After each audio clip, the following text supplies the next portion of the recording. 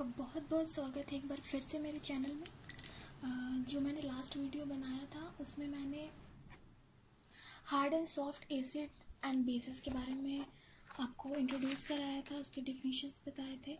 और हम ये पियर्सन हिसाब प्रिंसिपल पे थे। मैंने उसकी एक एप्लीकेशन भी बता दी थी, वो आप मेरे प्रीवियस वीडियो में देख सकते हो। जो पहला एप्लीकेशन था वो था स्टेबिलिटी ऑफ कॉम्प्लेक्सेस, जो हम कर चुके थे। फिर हमारा जो आज दूसरा एप्लीकेशन है वो हिसाब प्रिंसिपल का, वो है coordination in complexes of ambient ligands. सबसे पहले तो यहाँ पे एक टर्म आता है एम्बिडेंट। हमें ये जानना है कि एम्बिडेंट क्या होता है, लिगेंड्स क्या होता है, वो तो हम डिस्कस कर चुके हैं, लेकिन ये एम्बिडेंट लिगेंड्स क्या होता है तो आप ये देखिए। एम्बिडेंट लिगेंड्स वैसे लिगेंड्स होते हैं जिनमें दो डोनर एटम्स रहते हैं। एज फॉर एग्जांपल जैसे कि हम ले लेते हैं SCN-, ये है, तो इसमें ये एक लिगेंड है, ये मोनोलिगेंड है, ठीक है। इसमें दो डोनर एटम है, एक N, मतलब N भी डोनेट कर सकता है इलेक्ट्रॉन और S भी डोनेट कर सकता है, पर किसी भी रिएक्शन में दोनों डोनेट नहीं कर सकते हैं, कोई एक ही साइड से जुड़ सकता है। अगर यहाँ पे सेंट्रल एटम है तो ये इससे जुड़ेगा, ठीक है। पर मे भी कभी कभी होता है कि N से जुड़, सेंट्रल एटम है तो सेंट्रल एटम से N जुड़ जाता है, किसी किसी केस में S जुड़ जाता है।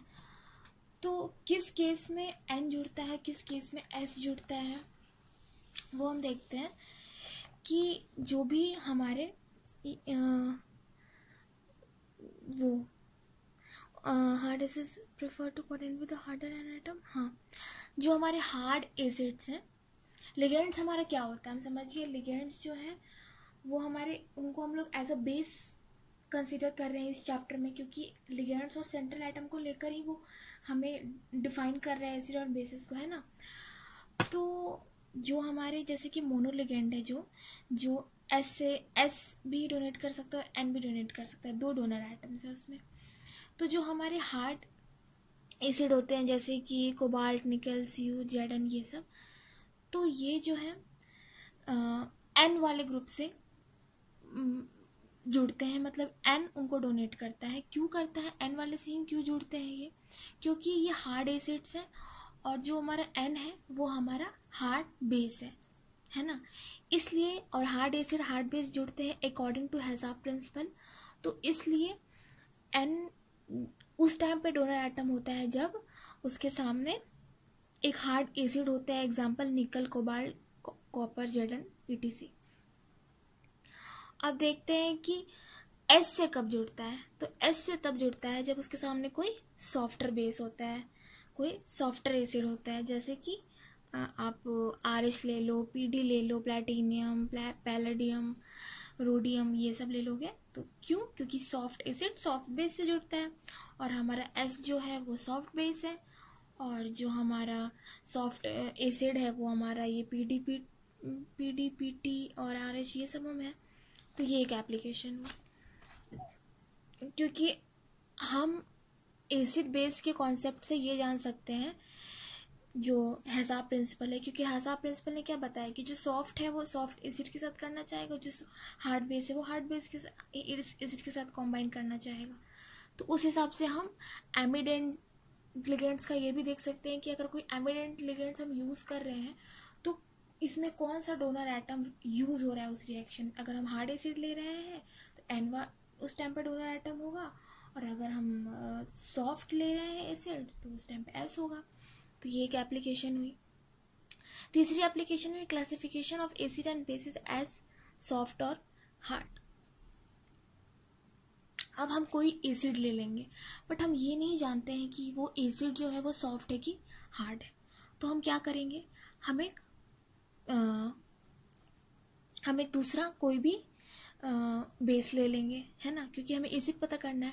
एज फॉर एग्जांपल अगर हमें बेस पता करना है, एसिड या बेस कोई भी, जैसे कि यहाँ पे एग्जांपल में बेस दिया गया है, जैसे कि हमने BH+ डाला, हमने डाला BH+, तो हमें पता ही नहीं है कि जो हमारा B है वो कौन सा एसिड है, हार्ड है कि सॉफ्ट है।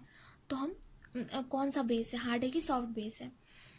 तो हम क्या करेंगे उसको पता करने के लिए कि हम उसमें एक सॉफ्ट एसिड डाल देंगे। सॉफ्ट एसिड डाल देंगे तो अगर बी हमारा सॉफ्ट एसिड होगा तो वो इससे जाके मिल जाएगा और ये रिएक्शन हो जाएगा। पर अगर ये नहीं होगा तो फिर बैकवर्ड रिएक्शन होगा, क्योंकि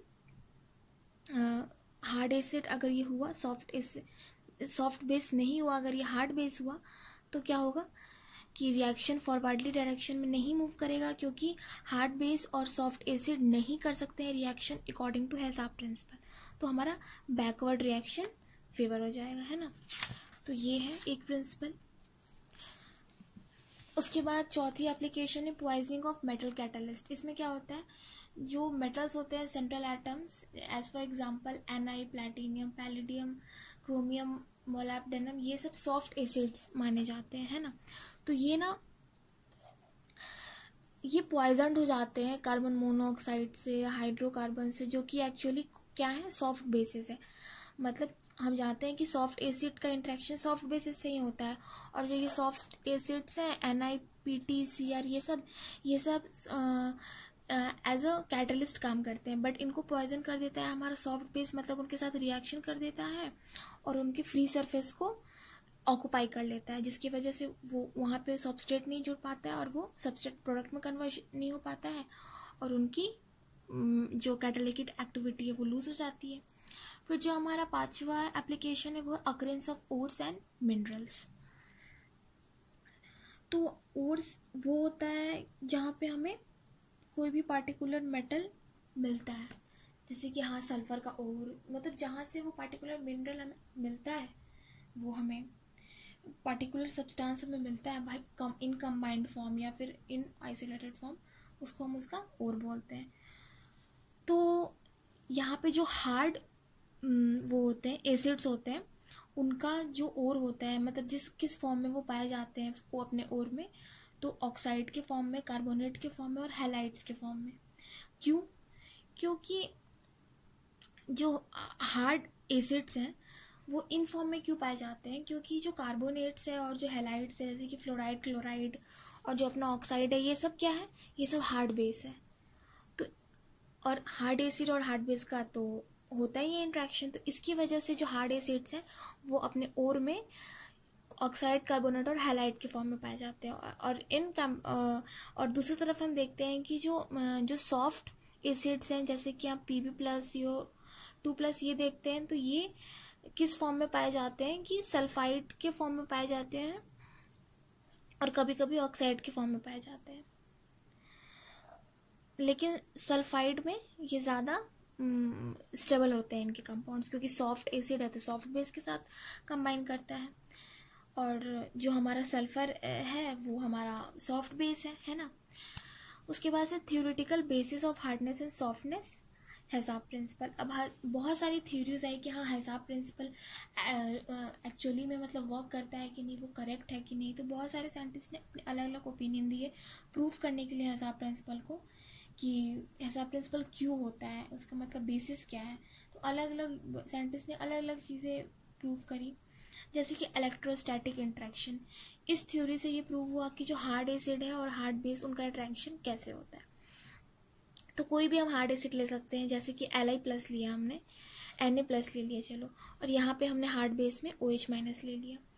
अब चूँकि आप ये जानते हो कि जो हार्ड एसिड्स होते हैं और जो हार्ड बेस होते हैं जो हार्ड एसिड होती है उनकी साइज़ बहुत छोटी होती है, वो कैटायन होते हैं उनकी साइज़ छोटी होती है। तो जितने छोटे एटम रहते हैं ना, उतना ज़्यादा उनमें इंट्रैक्शन होता है और उतना ज़्यादा एनर्जी रिलीज़ होती है, और जितनी ज़्यादा एनर्जी रिलीज़ होती है उतना ज़्यादा वो स्टेबल हो जाते हैं। तो जो हमारे Li+ और OH- है, ये दोनों स्मॉल साइज़ के होते हैं, है ना, कैटायन होते हैं Li+ और स्मॉल साइज़ के होते हैं। उसी तरह हमारा OH- भी, मतलब उसकी साइज़ थोड़ी बड़ी होती है as compare to the hard acids like Li+, Na+, but वो मतलब as compare to the other soft bases, जो हार्ड बेसिस है वो उनकी साइज़ छोटी होती है। तो हार्ड एसिड की भी साइज़ छोटी, हार्ड बेस की भी साइज़ छोटी, तो दोनों में इंट्रैक्शन होता है, काफ़ी मजबूत इंट्रैक्शन होता है, और जिसकी वजह से एनर्जी रिलीज होती है और वो जो कंपाउंड बनता है उनके थ्रू वो स्टेबल हो जाता है। और इस तरह की जो कंपाउंड बनती है उसको हम आयनिक कंपाउंड बोलते हैं, क्योंकि इनमें जो इंट्रैक्शन है वो बहुत ज़्यादा है। अब आता है आपको पोलराइजिंग पावर एंड पोलराइजेबिलिटी। ठीक है, ये बात मैंने आपको कल ही बताई थी कि इस दोनों टर्म का मतलब क्या हुआ। एक बार फिर से मैं बता देती हूँ कि अगर हम यहाँ पे कोई एलिमेंट ले रहे हैं ए और यहाँ पे हम बी ले रहे हैं, ये हमारा बी का एनायन है, ये हमारा ए का कैटायन है, तो क्या ये जो इस पे इन्फ्लुएंस करता है, मतलब जैसे कि इसके इलेक्ट्रॉन क्लाउड है, इसको ये डिसऑर्डेड करने का कोशिश करता है, मतलब इसके क्लाउड को अपने में मिक्स करने का कोशिश करता है। तो ये जो इफेक्ट डाल रहा है इस पे ताकि इसकी इलेक्ट्रॉन क्लाउड डिसऑर्ड हो जाए, तो उस इफेक्ट को हम बोलते हैं पोलराइजिंग पावर। ठीक है,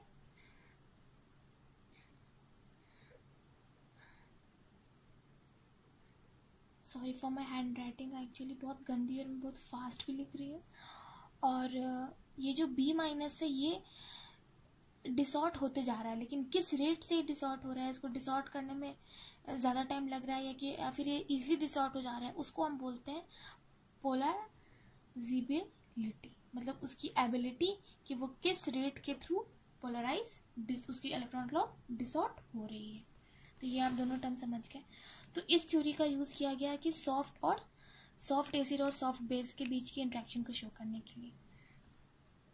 तो हम देखते हैं कि जैसे कि Ag प्लस लिया, Ag प्लस हमारा सॉफ्ट एसिड है और Cl माइनस हमारा सॉफ्ट बेस है। तो हम देखते हैं कि जो Ag प्लस होता है ना वो हमारा एक ट्रांजिशन मेटल है, और जो भी ट्रांजिशन मेटल होते हैं उनमें जो डी ब्लॉक होते हैं ना उसमें ग्रेटर नंबर ऑफ इलेक्ट्रॉन्स रहते हैं, और वो क्या करते हैं फिर उनमें जो डी इलेक्ट्रॉन्स रहते हैं उनमें सबसे ज़्यादा पोलराइजेबिलिटी मतलब कि पोलराइजिंग पावर होती है। तो ये क्या करते हैं, ये जो डी इलेक्ट्रॉन्स रहते हैं, जैसे कि हमारा क्या बोल रहे हैं यहाँ पे कि Ag प्लस है ना, और यहाँ पे Cl माइनस है। अब ये दोनों सॉफ्ट हैं, दोनों में रिएक्शन कैसे होगा, तो ये बोल रहा है क्या कि जो हमारा Ag प्लस है वो हमारा एक ट्रांजिशन एलिमेंट है, और जो हमारा ट्रांजिशन एलिमेंट रहता है उसमें नंबर ऑफ डी इलेक्ट्रॉन्स रहते हैं, मेनी नंबर्स ऑफ। तो ये डी इलेक्ट्रॉन्स के पास एबिलिटी होती है, पावर होती है कि बहुत जल्दी से या फिर बहुत स्ट्रांगली किसी को पोलराइज कर देते हैं। तो ये इनको पोलराइज कर देते हैं, इनके इलेक्ट्रॉन कार्ड को डिसऑर्ड करके अपने में मिक्स कर लेते हैं बहुत जल्दी, और इनके बीच में एक बॉन्ड बनता है। इनके बीच में जो बॉन्ड बनता है उसको हम कोवेलेंट बॉन्ड बोलते हैं, क्योंकि ये उतना स्ट्रांग नहीं होता है as compare to the hard base interaction, क्योंकि जो हमारी हार्ड एसिड है उसकी पोलराइजिंग पावर जो है वो उतनी ज़्यादा तो नहीं होती है as compare to Ag plus, but उन दोनों के बीच दोनों क्योंकि छोटे साइज के रहते हैं तो उन दोनों के बीच में इंट्रैक्शन ज़्यादा मजबूत हो जाता है, और ये दोनों की साइज़ बड़ी होती है तो इंट्रैक्शन नहीं हो पाता। बट इसमें एक फैक्टर किया जाता है कि इसकी पोलराइजिंग पावर डी इलेक्ट्रॉन की ज़्यादा होती है, तो ये Cl माइनस को डिसऑर्ड कर देते हैं इसके इलेक्ट्रॉन क्लाउड, और फिर कोवेलेंट बॉन्ड बन जाता है। उसके बाद से है तीसरी है electronegative and hardness and softness. इसने जो hardness and softness of acid and base है इसको इन्होंने जोड़ा है इलेक्ट्रोनेगेटिविटी से। एक तरह से आप देखो कि जितने भी हमारे हाईली इलेक्ट्रोनेगेटिव हैं, जैसे कि NO हो गया, नाइट्रोजन हो गया, ऑक्सीजन हो गया, फ्लोरीन हो गया, जितने भी हमारे हायर इलेक्ट्रोनेगेटिव एलिमेंट्स हैं वो ज़्यादा पर जो हैं वो अपने हार्ड एसिड्स वो अपने हार्ड बेसिस में आए,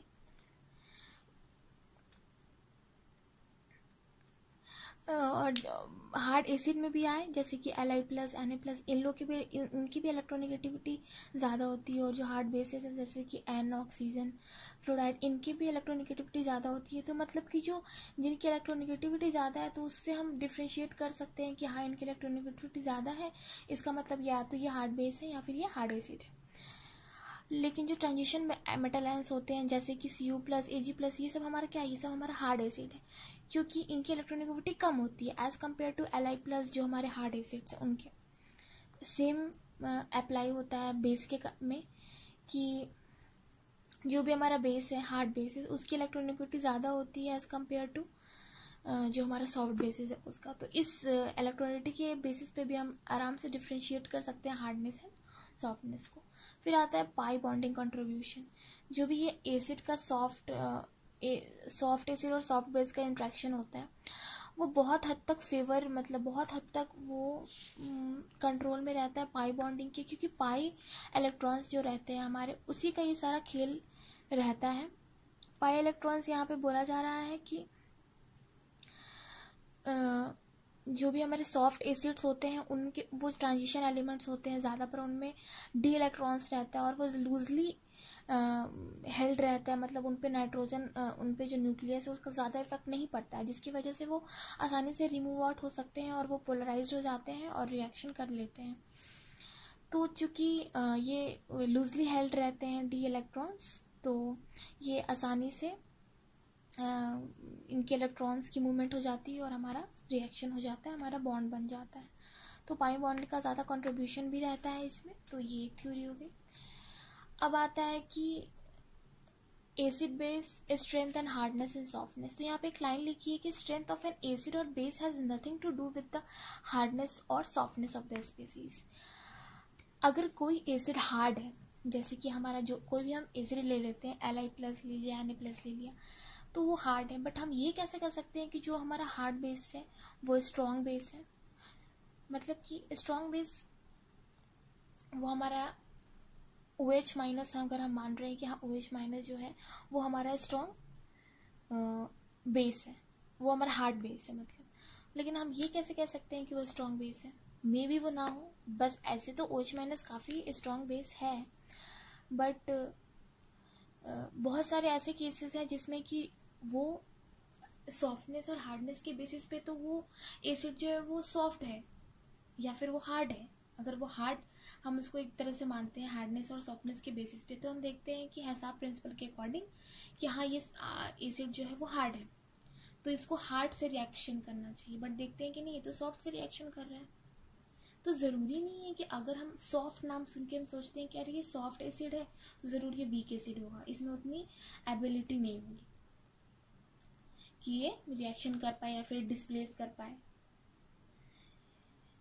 बाकी और हार्ड देख के सोचते हैं कि ये टफ है, ये काफ़ी स्ट्रॉन्ग है। मतलब हार्ड और सॉफ्ट सुन के आपके मन में पहले तो ये आता है ना कि सॉफ्ट मतलब वीक, हार्ड मतलब टफ और हार्ड मतलब स्ट्रॉन्ग। पर ऐसा ज़रूरी नहीं है। हार्डनेस और सॉफ्टनेस का जो वो एक अलग क्वालिटी हो गई, और जो हमारा ये स्ट्रॉन्ग और वीक है ये हमारी एक अलग क्वांटिटिव वैल्यू हो गई एसिड बेस की, और जो हार्डनेस है और सॉफ्टनेस है वो एक क्वालिटेटिव वैल्यू है। तो ये हमें एज अ लिमिटेशन मान सकते हैं हिसाब प्रिंसिपल का। कि देखिए जैसे कि एग्जांपल उन्होंने लिया SO3-2, ये एक सॉफ्ट बेस है और यहाँ पे हमने H और F लिया। तो ये जो HF है, तो यहाँ पे जो H है वो H+ और F-, जो हमारा है वो एक हार्ड बेस है, ठीक है। और ये है आपको सॉफ्ट बेस, और H+ हमारा एक स्ट्रॉन्ग एसिड है, मतलब कि हार्ड एसिड है। सॉरी, मैंने बहुत ये कर दिया, गंदा कर दिया, एक सेकेंड। तो यहाँ पे H+ और F-, जो हमारा H+ है वो क्या है, हमारा हार्ड एसिड।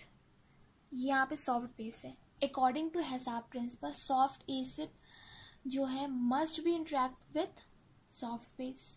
यहाँ पे सॉफ्ट बेस और यहाँ पे हार्ड बेस में क्या है, आपको हार्ड एसिड में क्या है, H+ है। तो इनका रिएक्शन तो नहीं होना चाहिए, क्योंकि एक आपको हार्ड एसिड है और एक आपको सॉफ्ट बेस है, दोनों हार्ड होना चाहिए या फिर दोनों सॉफ्ट होना चाहिए। लेकिन ये रिएक्शन होता है, क्यों होता है? अब यहाँ पे स्ट्रॉन्ग और वीक का आपको वो लगता है, अप्लाई होता है प्रिंसिपल। कैसे? कि जो ये SO3-2 है, ये जो है ये ज़्यादा स्ट्रॉन्गर बेस है as compare to F-। F- और SO3-2- दोनों बेसिस है, लेकिन अब यहाँ पे हम सॉफ्ट और हार्ड को भूल जाएंगे। जो SO3-2 है वो ज़्यादा स्ट्रॉन्गर बेस है as compare to F minus, तो क्या करता है ये रिप्लेस कर देता है F माइनस को इस कंपाउंड से और उसकी जगह खुद ले लेता है, तो हमारा ये कंपाउंड बनता है।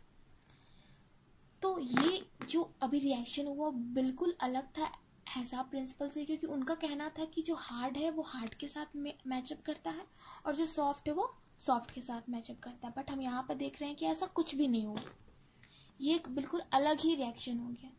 तो इसी तरह बाकी के भी कुछ एग्जांपल्स दिए गए हैं। तो ओवरऑल मतलब इसमें यही बात है, और ये इसने लास्ट में भी बोला है कि 10 in general the Lewis acid base reaction are governed by two independent principles, softness and hardness and strength of the acid or base, कि दो अलग अलग प्रिंसिपल के थ्रू ये गवर्न होते हैं। एक सॉफ्टनेस और हार्डनेस वो एक अलग चीज़ है, और जो एसिड और बेसिस की स्ट्रेंथ है कि कौन एसिड हार्ड है कौन एसिड टफ है वीक है, ये एक अलग प्रिंसिपल है। तो इन दोनों को कंबाइन नहीं करना है। अब देखते हैं कि लिमिटेशंस क्या हैं हेज़ार्ड प्रिंसिपल की। सबसे पहले तो हम देखते हैं कि ये क्वांटिटेटिव स्केल ऑफ मेजरमेंट नहीं दे पाया, जैसे कि अभी हमने देखा कि ये बस हाँ ये एसिड सॉफ्ट है ये एसिड हार्ड है, लेकिन आप ये नहीं बता पाया कि हाँ ये किस हद तक H+ डोनेट कर रहा है, ये किस तरह का स्ट्रॉन्ग एसिड है, ये किस मतलब कितनी अच्छी तरह से ये एक्टिविटी कर रहा है, ये एसिड का काम कर रहा है किस रेट से, मतलब क्वांटिटेटिव मेजर नहीं दे पाया कि हाँ कितना स्ट्रॉन्ग है कितना वीक है। उसके बाद से एक रिएक्शन है यहाँ पे CH3+H2 और ये, तो जो हमारे यहाँ पे H2 है वो किस फॉर्म में रहेगा, यहाँ पे अगर H2 लिखा है इसका मतलब क्या है H+ और H-, यहाँ पे हमारा CH3+ है, तो ये हमारा एसिड है और यहाँ पे ये हमारा बेस है। तो इन दोनों के बीच में रिएक्शन होगा और हमारा ये बनेगा और ये, पर अकॉर्डिंग टू केमिस्ट्री ये रिएक्शन जो है ये बिल्कुल गलत है। ऐसी कोई रिएक्शन हमारी केमिस्ट्री में नहीं पाई जाती है। क्यों? क्योंकि जो H+ है जो यहाँ पे बन रहा है, ये जो H+ है ये बहुत स्ट्रॉन्ग एसिड है एज कम्पेयर टू CH3+, तो ना बैकवर्ड रिएक्शन फेवर हो जाता है, नहीं सॉरी बैकवर्ड रिएक्शन नहीं फेवर होता है। यही की बात है, जैसे कि इस रिएक्शन को अगर मैं आपको एक सेकेंड मैं आपको इसमें समझाती हूँ, मैं खुद कंफ्यूज हो गई थी।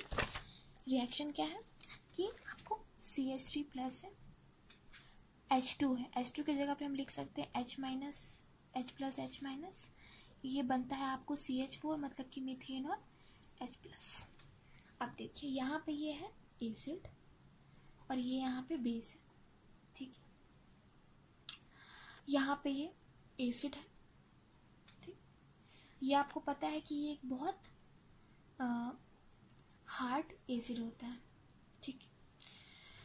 तो अब ये इनके साथ रिएक्शन करेगा और ये बनाएगा क्योंकि दोनों सॉफ्ट होते हैं, ठीक है। तो ये होना चाहिए अकॉर्डिंग टू हेज़ार्ड प्रिंसिपल, ये रिएक्शन होना चाहिए, पर ऐसा नहीं होता है। क्यों नहीं होता है? क्योंकि जो हमारा H+ है वो ज़्यादा स्ट्रॉन्गर एसिड है एज कम्पेयर टू CH3+, मतलब ये स्ट्रॉन्ग एसिड है, ये भी एसिड है बट ये ज़्यादा स्ट्रॉन्ग है एज कम्पेयर टू CH3+, इसलिए ये जो कंपाउंड है H2 ये ज़्यादा स्टेबल है एज कम्पेयर टू CH4, इसलिए ये कंपाउंड इतनी स्टेबल है, इसलिए रिएक्शन नहीं कर पाती। जो CH3+ है वह कुछ नहीं बिगाड़ पाता इस कंपाउंड का, कोई रिएक्शन फेवर नहीं होती है। तो हेज़ार्ड प्रिंसिपल के अकॉर्डिंग तो ये होनी चाहिए, एग्जिस्ट करनी चाहिए रिएक्शन, बट ये रिएक्शन हमारे केमिस्ट्री में इसको वेएबल नहीं माना जाता है, तो ये एक लिमिटेशन हुई। तीसरी लिमिटेशन में हमने अभी पढ़ी कि जो सॉफ्ट और हार्ड की फैक्टर्स है वो बिल्कुल अलग है स्ट्रॉन्ग और वीक के उससे, क्योंकि बहुत बार ऐसा होता है कि ज़रूरी नहीं है कि सॉफ्ट का इंट्रैक्शन हो और हार्ड का इंट्रैक्शन हो। कभी कभी स्ट्रॉन्ग जो हमारा और वीक वाला जो हमारा प्रिंसिपल है वो अप्लाई होता है कुछ रिएक्शन में, तो उस पर एक ये लिमिटेशंस हुई। फिर एक टर्म आता है सिम्बायोसिस। अब ये क्या होता है? तो soft ligands have a tendency to combine with a metal ion already having soft ligand and hard ligands have a tendency to combine with a metal ion already having hard ligands. मतलब क्या हुआ इसका, कि जो भी हमारे metal ion है उनमें एक टेंडेंसी होती है कि मतलब जो हमारे सॉफ्ट लिगेंड्स हैं उनमें एक टेंडेंसी होती है कि वो उनके साथ ही कंबाइन करे उस मेटल एटम के साथ ही जिनके पास ऑलरेडी सॉफ्ट लिगेंड है। मतलब सॉफ्ट लिगेंड चाहता है कि हम उस मेटल एटम के साथ ही कंबाइन करें जिसके पास ऑलरेडी मेरी तरह के एक एटम है। मतलब मेरा जैसे कि हम सॉफ्ट लिगेंड से, तो वो चाहता है कि हम उस मेटल एटम से कंबाइन करें जिसके पास ऑलरेडी मेरी तरह एक सॉफ्ट लिगेंड है। उसी तरह हार्ड लिगेंड है, वो हार्ड लिगेंड कह रही हूँ, जो हमारा हार्ड लिगेंड है वो उस मेटल एटम के साथ रिएक्शन करना चाहता है जिसके पास ऑलरेडी एक हार्ड लिगेंड। तो वो एक यहाँ पे एग्जांपल है कि जो BH3 है F- है, जो वो एक हार्ड लिगेंड है, वो BF3 के साथ कंबाइन करता है। क्यों करता है? क्योंकि उसके पास ऑलरेडी F3 है, मतलब उसके पास ऑलरेडी हार्ड लिगेंड है, इसलिए उसके साथ कंबाइन करता है। और भी उस तरह के कुछ कुछ एग्जांपल्स हैं, ठीक है। फिर आता है आपको electronegativity and hardness and softness. मैं बोला कि इलेक्ट्रोनेगेटिविटी का बहुत बड़ा खेल है डिसाइड करने में कि हाँ कौन सा एसिड और बेस हार्ड है और कौन सा एसिड बेस सॉफ्ट है। तो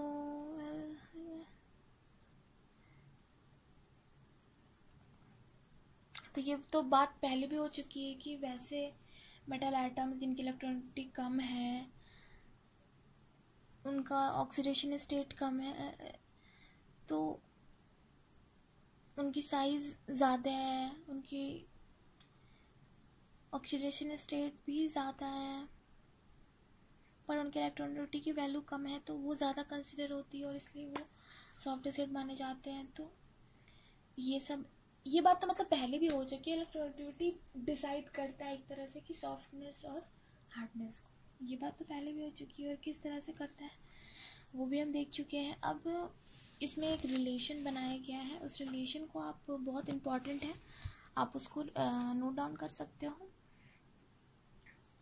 कि एक मोलिकन जेफी एक थे, दो लोगों ने मिलकर ये डिफाइन किया कि इलेक्ट्रोनिटी का बहुत बड़ा हाथ है हार्डनेस और सॉफ्टनेस की। उन्होंने एक रिलेशन जारी किया जिसमें कि इलेक्ट्रोनेगेटिविटी, जिसको उन्होंने काई से दर्शाया है, वो मतलब डायरेक्टली प्रोपोर्शनल होता है partial charge of an atom. उसको उन्होंने उस इक्वेशन को फिर उन्होंने इक्वेट किया, फिर हमारा जो इक्वेशन आया लास्टली वो आया काई is equal to A+B delta. यहाँ पे जो डेल्टा है वो हमारा पार्शियल चार्ज है, जो ए है वो न्यूट्रल एटम का इलेक्ट्रोनेगेटिविटी है।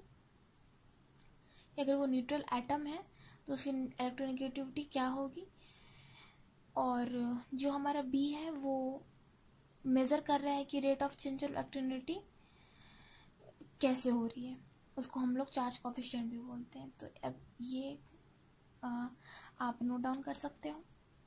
फिर 1983 में पार एंड पियर्सन ने एक क्वांटिटिव मेज़र तैयार किया एसिड बेस की रिएक्शन के लिए। उन्होंने इंट्रोड्यूस किया एक टर्म एब्सोल्यूट हार्डनेस, उन्होंने एन से दर्शाया। उनके अकॉर्डिंग क्या था कि जो हम उनका एब्सोल्यूट हार्डनेस की डिफिनीशन थी वो क्या थी, डिफरेंस बिटवीन यहाँ पे जो आई है वो है आयोनाइजेशन एनर्जी और जो ए है वो है इलेक्ट्रॉन डिफिशियंसी, इलेक्ट्रॉन एफिनिटी। तो आयोनाइजेशन एनर्जी और इलेक्ट्रॉन एफिनिटी की जो डिफरेंस का जो हाफ होता है वो इक्वल टू होता है एब्सोल्यूट हार्डनेस की, और जो हमारी इलेक्ट्रोनेगेटिविटी होती है वो उन दोनों के सम के हाफ के बराबर होती है।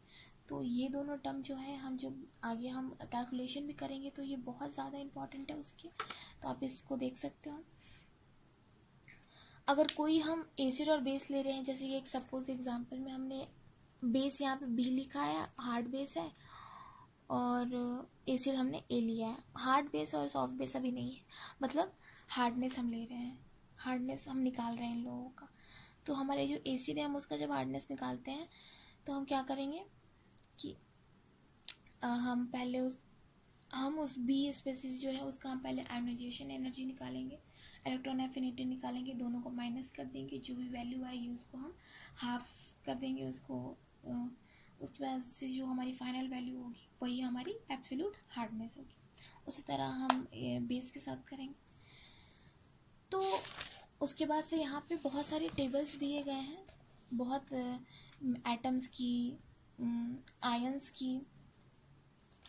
एक बात आप और जान लो कि अगर कोई एटम की इलेक्ट्रोनेगेटिविटी कम है तो इसका मतलब ये नहीं कि उसका जो आयन होगा, क्योंकि जो हमारे आयन्स होते हैं बेसिकली वही केमिकल रिएक्शन में इन्वॉल्व होते हैं, उन्हीं के थ्रू केमिकल रिएक्शन होता है। तो अगर हम मान लें कि कोई हमारा एलिमेंट हम कोई भी सपोज ले लेते हैं और वो इलेक्ट्रोनेगेटिविटी कम है, तो हम ये देख के नहीं बोल सकते अरे इसकी इलेक्ट्रोनेगेटिविटी तो कम है, ये पक्का सॉफ्ट है, और ये सब डिसाइड नहीं कर सकते हैं। क्यों नहीं कर सकते? देखिए यहाँ पे एक एग्जांपल है कि जैसे कि एक एलाई है, हम जानते हैं इसकी इलेक्ट्रोनेगेटिविटी यहाँ पे दी गई है, कितनी दी गई है 2.38। इससे हम देख लिए कि अरे इसकी इलेक्ट्रोनेगेटिविटी हार्डनेस इलेक्ट्रोनेगेटिविटी कितनी है, इसकी 3 है, कि इसकी हार्डनेस भी कम है, इसकी इलेक्ट्रोनेगेटिविटी कम है। लेकिन हम तो इसको हार्ड एसिड में लेते हैं इसके आयन को। तो जो एलिमेंट है अपने न्यूट्रल फॉर्म में और जो वो अपने आयनिक फॉर्म में है, दोनों में काफ़ी डिफरेंस हो जाता है। हम ज़्यादा आयनिक फॉर्म को इम्पोर्टेंस देते हैं क्योंकि वही इन्वॉल्व होते हैं हमारे केमिकल रिएक्शन में। यहाँ पर जो Li+ है, यहाँ पे उसकी जो इलेक्ट्रोनेगेटिविटी होती है वो 40.52 होती है, बहुत ज़्यादा होती है। That's why they are called hard acids. तो ये बात तो आप समझ गए। उसके बाद से जो हमारा ये टेबल है, इससे हम ये समझते हैं कि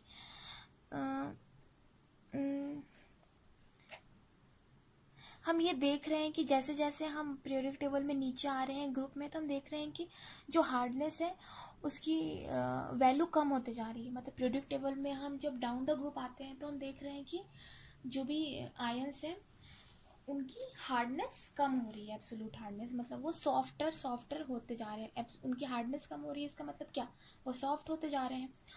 और कोई भी पार्टिकुलर एलिमेंट है वो अपने न्यूट्रल फॉर्म में, वो अपने आयनिक फॉर्म में, लोअर ऑक्सीडेशन फॉर्म में, हायर ऑक्सीडेशन फॉर्म में, तो जैसे जैसे उसकी ऑक्सीडेशन फॉर्म बढ़ रही है उसकी एब्सोल्यूट हार्डनेस बढ़ रही है और वो उतना हार्ड होते जा रहा है। बट इसके कुछ एक्सेप्शन भी हैं, जैसे कि जो Ti+ है और Ti3+ है। तो Ti+ जो है उसकी जो एब्सोल्यूट हार्डनेस है वो 7.2 है और जो Ti3+ की है उसकी एब्सोल्यूट हार्डनेस 10.5 है। तो उस हिसाब से जो Ti3+ है उसको ज़्यादा हार्ड एसिड होना चाहिए as compare to Ti+, but ऐसा नहीं होता है, क्योंकि हम देखते हैं कि जो है वो सॉफ्ट कैरेक्टर शो करता है Ti3+, जबकि उसको हार्ड कैरेक्टर शो करना चाहिए। तो कुछ कुछ एक्सेप्शंस हैं। अच्छा, हेज़ार्ड प्रिंसिपल को मॉलिक्यूलर ऑर्बिटल थ्योरी के थ्रू भी समझने की कोशिश की गई थी। कूपमैन्स ने, एक आदमी है, एक साइंटिस्ट है, उन्होंने एक थ्योरम दिया था कि the ionization energy gives the energy of the highest occupied molecular orbital, while the electron affinity gives the energy of the lowest occupied molecular orbital, HOMO और LUMO। तो एक चीज़ आप देख लें, कोई भी मेटल है तो उसकी दो तरह, उसकी जो इलेक्ट्रॉन्स है वो दो तरह के ऑर्बिट में रह सकते हैं। एक जिसकी एनर्जी हाई एनर्जी ऑर्बिट और दूसरा लो एनर्जी ऑर्बिट।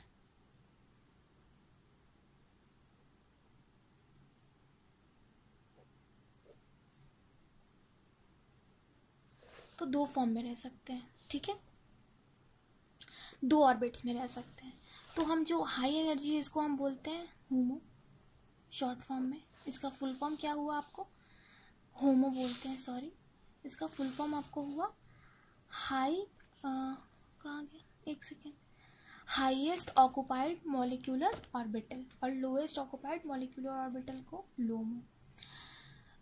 तो अब है कि जो हमारा मेटल एटम के इलेक्ट्रॉन्स अगर होमो में, तो ये एनर्जी उनको कहाँ से मिलती है कि वो होमो में चले जाए, ये उनको प्रोवाइड करता है उनका आयोनाइजेशन एनर्जी।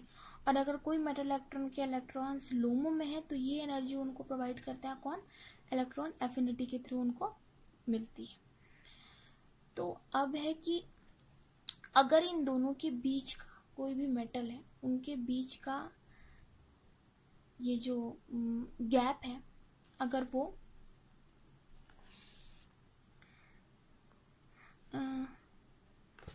कम है, ठीक है, यहाँ पे हमने जो मेटल एटम लिया है, तो अगर इनका दोनों के बीच का जो गैप है लूमो और होमो के बीच में वो कम है, इनका मतलब अगर वो बहुत पास पास है तो इलेक्ट्रॉन शेयरिंग कर सकते हैं, उनके बीच में कोवेलेंट बॉन्ड भी हो जाता है। और आप ये जानते हो कि कोवेलेंट बॉन्ड किन स्पीसीज के बीच में बनता है, सॉफ्ट और सॉफ्ट। हम लोगों ने यहाँ पे पढ़ा था पोलराइजिंग पावर एंड पोलराइजेबिलिटी में कि जो हमारा इलेक्ट्रोस्टैटिक इंट्रैक्शन है, मतलब कि इसमें क्या होता है कि हमने देखा था कि हार्ड हार्ड का इंट्रैक्शन कैसे हो रहा है, तो एक आयनिक होता है ये, क्योंकि ये ज़्यादा स्टेबल होता है, इसमें ज़्यादा एनर्जी निकलती है। और जो पोलराइजेबिलिटी ये प्रिंसिपल के थ्रू हमने देखा था कि सॉफ्ट सॉफ्ट का इंट्रैक्शन कैसे होता है, ये लार्जली कोवैलेंट होते हैं। तो चूंकि अगर कोई कंपाउंड है, मॉलिक्यूलर ऑर्बिटल, कोई मॉलिक्यूल है उसकी ऑर्बिटल हम देख रहे हैं, तो देख रहे हैं कि कोई मॉलिक्यूल है, मे बी वो सॉफ्ट और सॉफ्ट का मिलके बना हो या फिर हार्ड और हार्ड का मिलके बना हो, तो हम ये कैसे डिसाइड करेंगे? तो अगर उनकी लोमो और होमो की डिफरेंस, उनकी गैप कम है, तो वो आसानी से शेयर कर लेंगे और वो कोवेलेंट बॉन्ड बना लेंगे, ठीक है। तो अगर जैसे कि ये बेस है, ठीक है, ये बेस की लूमो है और ये एसिड की होमो है, ठीक है, ये मेटल एटम की नहीं है, ठीक है। अब इस तरह से आप समझो, तो अगर इन दोनों के बीच की गैप कम है तो ये आसानी से, जो एसिड है ये कैटायनिक होता है, ये बेस एनायनिक होता है, ये इसको पोलराइज कर देगा, इसकी इलेक्ट्रॉन क्लाउड को डिसॉर्ट कर देगा, इसको अपने में मिला लेगा और फिर कोवेलेंट बॉन्ड बन जाएगा। लेकिन अगर इनके बीच की ज़्यादा डिफरेंस है, ठीक है, डिफरेंस ज़्यादा है, तो ये उस हिसाब उतना नहीं कर पाएंगे और उनके बीच में कोवेलेंट बॉन्ड नहीं बनेगा, तब उनके पास अलग फैक्टर काम करेगा। तो अगर तो उस टाइम पे हम समझ जाएंगे कि कोवेलेंट बॉन्ड नहीं बन रहा है, फिर भी उनके बीच में इंट्रैक्शन है, इसका मतलब कोई और प्रिंसिपल इस पे वर्क कर रही है, इसका मतलब पोलराइजिंग पावर और पोलराइजेबिलिटी, यहाँ पे क्या हो रहा है, ये वाला प्रिंसिपल काम नहीं कर रहा है, यहाँ पे दूसरा प्रिंसिपल काम कर रहा है। मे बी ये दोनों हार्ड हो, इनकी साइज़ छोटी हो, इनके बीच में ज़्यादा इंट्रैक्शन हो रहा, भले ही ये दूर है बट चूंकि ये इनकी साइज़ छोटी है तो इनके बीच में ज़्यादा इंट्रैक्शन हो रहा है और इसकी वजह से कंपाउंड बन रहा है जो कि काफ़ी स्टेबल भी है। तो हम समझ जाएंगे कि हाँ, ये हार्ड स्पीसीज है, मतलब ये हार्ड एसिड और हार्ड बेस का कॉम्प्लेक्स है, और जिनके बीच में गैप कम है उनके बीच में अगर कंपाउंड बन रहा है तो इसका मतलब कि वो सॉफ्ट एसिड और सॉफ्ट बेस है। तो ये समझ गए। यहाँ पे आप देख रहे हो, यहाँ पे इनके बीच की जो लूमो में की गैप कम है तो ये सॉफ्ट एसिड बेस है, यहाँ पे आप देख रहे हो कि ज़्यादा है तो ये हार्ड एसिड बेस का कॉम्प्लेक्स है, मॉलिक्यूलर ऑर्बिटल है, मतलब हार्ड एसिड और हार्ड बेस के थ्रू जो मॉलिक्यूल बना उसका मॉलिक्यूलर ऑर्बिटल का यहाँ पे रिप्रेजेंटेशन दिया गया है। ये बात यही यहाँ पे भी वही बात बताई गई है। तो ये हो गया हमारा एसिड बेस चैप्टर कंप्लीट। कल हम इसकी एक्सरसाइजेस करेंगे जो मैंने आपको बताया, काई और एब्सोल्यूट हार्डनेस, इलेक्ट्रोनेगेटिविटी और ये सब जो मैंने आपको बताया, जो लीनियर प्रोपोजिशन था, कौन सा इलेक्ट्रोनेगेटिविटी का पार्शियल चार्ज है, तो ये सभी इक्वेशन यूज़ करके, इसी 3 इक्वेशन को यूज़ करके हमारे इक्वेशन बनाए गए हैं। तो आप कॉन्सेप्ट तो समझ गए, तो ज़्यादा टाइम नहीं लगेगा इसको बनाने में। फिर हम जो 10 MCQs है वो सॉल्व करेंगे और फिर हमारा ये चैप्टर कंप्लीट हो जाएगा, फिर हम अपने नेक्स्ट चैप्टर पर चलेंगे। तो thank you so much for watching my video so patiently, and good night to all of you. If you like my video then please like, share and subscribe, and I need your support guys. Thank you so much for supporting me.